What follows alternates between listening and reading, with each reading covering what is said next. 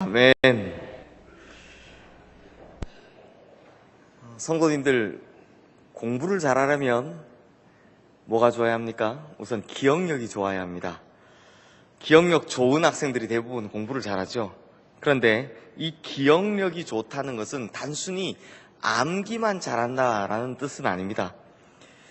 내가 예전에 공부 좀 했다라고 하시는 분들은 다들 아시겠지만, 기억력이 좋다는 것은 일정한 패턴을 잘 기억한다라는 것입니다. 오늘 중고등부 학생들 여기 와 있는데 잘 들으세요. 공부 잘하는 비법 목사님이 알려줄 테니까요. 저도 이 신학대학원 준비할 때 마지막 한 달 반 정도는요, 하루에 한 3,000개 문제 정도를 풀었습니다. 그 이상씩 풀었는데요, 그렇게 3,000개 문제 정도를 풀면 막판에는 틀리는 게 20개 내외 정도밖에 안 틀립니다. 어떻게 그런 점수가 가능한가 하면, 문제를 많이 풀면 풀수록 그 문제 안에서 계속 반복되고 있는 패턴들, 중요한 부분을 계속 강조하고자 하는 이 출제자의 패턴을 파악하기 때문입니다. 그러니 반복해서 틀리는 문제들의 이 패턴만 찾아서 고치면 점수는 계속 오르게 되더라는 겁니다. 하루에 3,000문제를 풀던, 하루에 5,000문제를 풀던, 푸는 문제의 개수는 별 상관없습니다. 실제는 계속 반복되는 이 패턴이 등장하기 때문에 새로운 문제를 만나거나 실수하지만 않으면 이 성적은 계속 오르게 된다는 거죠. 뿐만 아니라 공부 잘하는 학생들은 생활 속에서도 일정한 패턴을 잘 기억을 합니다. 예를 들면요, 학교에서 시험 볼 때 공부 잘하는 학생들을 보면 언제 제일 잘 집중을 하느냐? 시험 치기 전 한두 주 전에 이 수업에 엄청나게 집중을 합니다. 왜냐하면 선생님들이 대부분 이 기간에 시험에 나올 만한 어려운 문제들을 슬쩍슬쩍 가르쳐주고 계시기 때문입니다. 그래서 이 패턴을 아는 학생들은 그 시간에 선생님들이 그 흔히 말하는 패턴들이 있습니다. 선생님들도 보면 이거 중요하다, 이거 중요하다 뭐 이렇게 말하는 패턴이 있는데요, 그 패턴을 잘 알기 때문에 그것을 미리 알고 공부를 합니다. 그런데 공부 못하는 학생은 그 시간에 잡니다. 그래서 이 패턴을 아는 학생들은 그때 들은 것부터 기억해내서 시험 기간에 공부할 때 먼저 중요하다고 체크해놨던 부분부터 공부합니다. 그래서 그때 선생님께서 말씀하실 때 뭘 말씀하셨지라는 것을 딱딱 집어내서 공부하지만, 공부 못하는 학생은 어떻게 공부합니까? 책을 딱 펴서 처음부터 공부합니다. 책을 펴서 처음부터 공부해가기 시작하다 중간쯤 잠듭니다. 그러면 학교 와가지고 뭐라 그럽니까? 나 큰일 났다. 나 잠들어서 공부 다 못했다. 라고 하면서 문제는 선생님이 시험 문제를 대부분 뒤에서 낼 때가 문제죠. 뒤에 다 낼 때 자기는 시험을 망쳤다라고 이야기를 하는 겁니다. 제가 오늘 중고등부 학생들 기도받는 날이라서 특별히 새벽에 나온 학생들에게 공부 잘하는 비결 공짜로 가르쳐준 겁니다. 잘 기억해 놓으세요. 사랑하는 성도님들, 이런 의미에서 본다면요, 여호수아라는 사람은 정말 하나님 앞에서 공부 잘하는 우등생이었습니다. 왜냐하면 자기 앞에 어려운 문제가 닥쳤을 때 그 문제 앞에서 이리 뛰고 저리 뛰고 막 어쩔 줄 몰라 하는 것이 아니라, 정답을 알려줄 하나님께서 그 정답을 말씀하실 때까지 잠잠히 기다리고 엎드리고 있었기 때문입니다. 요단강 앞에서도 그랬고 여리고성 앞에서도 그랬습니다. 그러므로 여호수아는 하나님께서 반드시 어려운 문제를 주실 때 우리가 그분께서 말씀하시는 정답을 들려주기 원하신다라는 이 패턴을 너무 잘 알고 있었다는 것입니다. 그래서 여호수아는 요단강이나 여리고 등 아무리 어려운 문제를 맞닥뜨리더라도 너무나 쉽게 이 문제들을 풀어갔다라는 것입니다.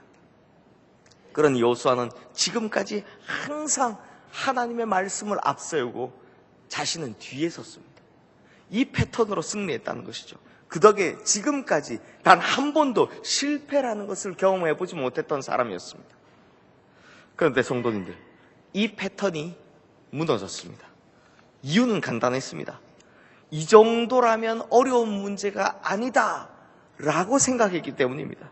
그것이 바로 오늘 본문에 있는 아이성 전투입니다. 우리 오늘 본문, 첫 번째 본문인 여호수아 7장 2절에서 3절 말씀 우리 함께 읽겠습니다. 여호수아가 여리고에서 사람을 베델 동쪽 베다웬 곁에 있는 아이로 보내며 그들에게 말하여 이르되 올라가서 그 땅을 정탐하라 하매 그 사람들이 올라가서 아이를 정탐하고 여호수아에게로 돌아와 그에게 이르되 백성을 다 올라가게 하지 말고 2-3천 명만 올라가서 아이를 치게 하소서. 그들은 소수니 모든 백성을 그리로 보내어 수고롭게 하지 마소서 하므로. 성도님들, 이 본문에서 어떤 문제가 보이십니까? 어떤 문제가 보이냐면 지금까지 여호수아가 해왔던 이 패턴들과는 전혀 다른 패턴을 하나 보여주고 있다는 겁니다. 지금까지 여호수아는요, 그 어떤 일에도 무조건 하나님의 말씀이 있고, 즉 하나님의 응답이 있고 그 확신을 가지고 난 후에야 행동했었습니다. 그리고 그렇게 말했습니다. 요단강을 건널 때도 하나님께서 말씀하실 때까지 기다렸다. 하나님께서 말씀하시는 방법으로 제사장부터 들어갔고, 그리고 48개 가나안 성 중에 가장 강력했던 이 여리고 성을 깰 때도 하나님께서 말씀하시기를 기다렸다. 하나님께서 말씀하시는 방법으로 하루에 한 바퀴씩 돌다 7째 날 7바퀴 돌고 나서 과음치면서 다 그 성의 문제들을 해결했다라는 것입니다. 반드시 그렇게 했었습니다. 그런데 방금 읽으신 이 말씀을 보면 주어가 모두 다 여호수아로 바뀌어 있습니다. 너무나 작은 성, 저런 아이성쯤이야 자신의 힘으로든 언제든지 얼마든지 정복할 수 있다라고 생각했던 것입니다. 또한 그 이전에 너무나 어려웠던 문제들을 잘 풀어왔기 때문에 이 정도 쉬운 문제는 문제거리도 아니다라고 생각했기 때문입니다. 그래서 이스라엘 백성들이 다 올라갈 필요도 없이 한 3천 명만 보내면 좋겠다라고 생각했던 것입니다.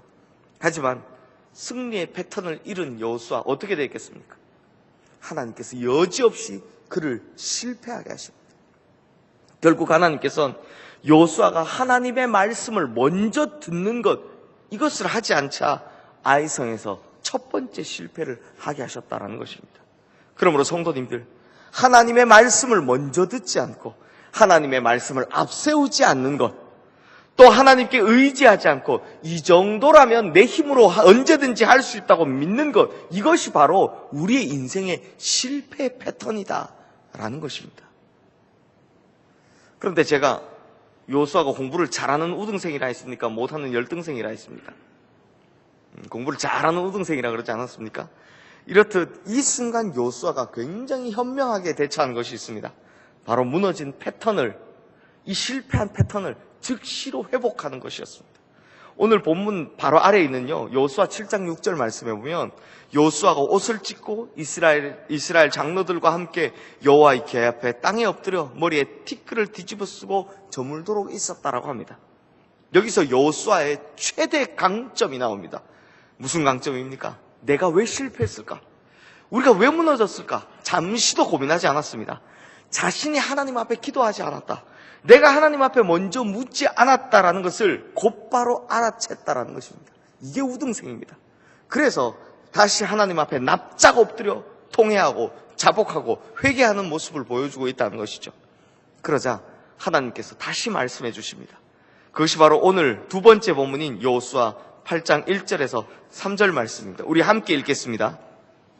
여호와께서 여호수아에게 이르시되 두려워하지 말라, 놀라지 말라. 군사를 다 거느리고 일어나 아이로 올라가라.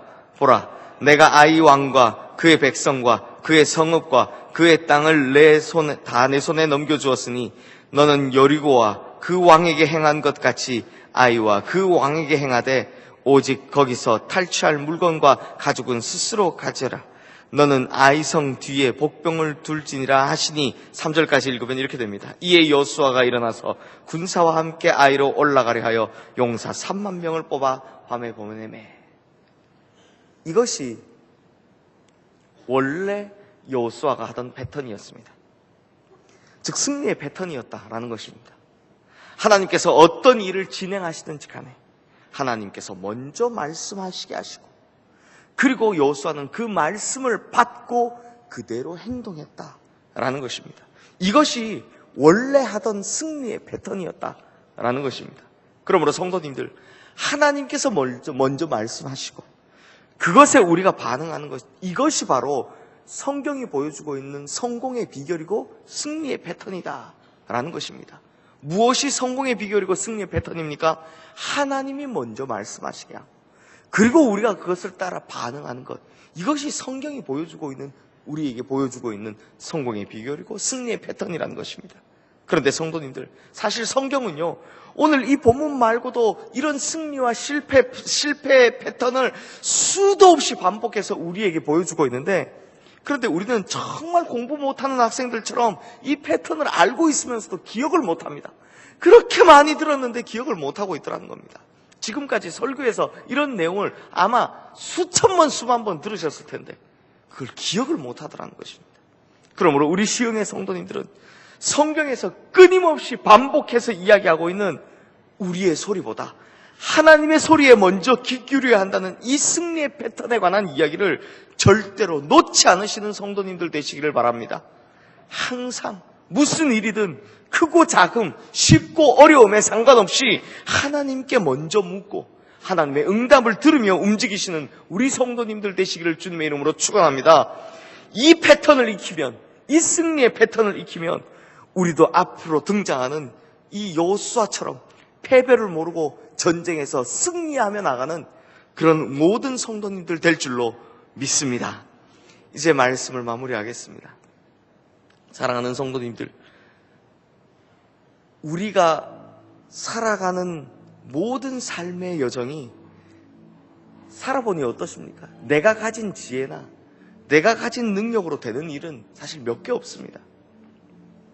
아무리 작은 일이라도, 오히려 아무리 보잘것없는 그렇게 보이는 일이라도 예수 믿는 사람은 하나님과 동력하고 또 하나님의 말씀에 따라 행할 때 그때 그것이 진짜 성공이다, 또 진정한 승리다 라고 말할 수 있는 것이지, 그냥 내 능력이다, 내 지혜나 주변의 환경이나 여러 가지 상황들이 받쳐주는 것으로 인해서 얻게 되는 것이 성경으로 인해 성경적인 진정한 성공이나 승리가 아니다라는 것입니다.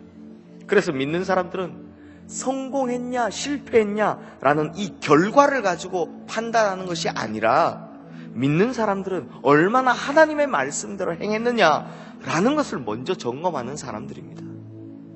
그래서 믿는 사람은 큰 일은 큰 일대로, 작은 일은 작은 일대로 그 크기와 상관없이 하나님의 말씀에 순종했느냐 안 했느냐가 진정한 성패를 가르고 승패를 가르는 여부가 된다는 것입니다.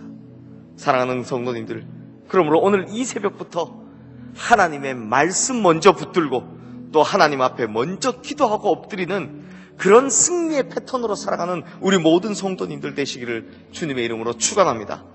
또한 우리 앞에 문제가 닥치면 그 문제의 크기부터 보는 것이 아니라, 보이지 않지만 그 어떤 문제보다도 훨씬 더 크신, 또 그 어떤 문제도, 그 어떤 어려운 문제도 능히 다 해결해 내시는, 또한 우리로 반드시 승리하게 하실 우리 하나님 아버지를 먼저 의지하시는 우리 성도님들 되시기를 주님의 이름으로 축원합니다. 이렇게 성경이 말하고 있는 승리의 패턴, 이 성공의 패턴으로 살아가서 영적으로나 육적으로나 모든 일에 진정으로 승리하는 삶을 사시는 우리 시흥의 모든 성도님들 되시기를 주님의 이름으로 축원합니다. 이 시간 우리 함께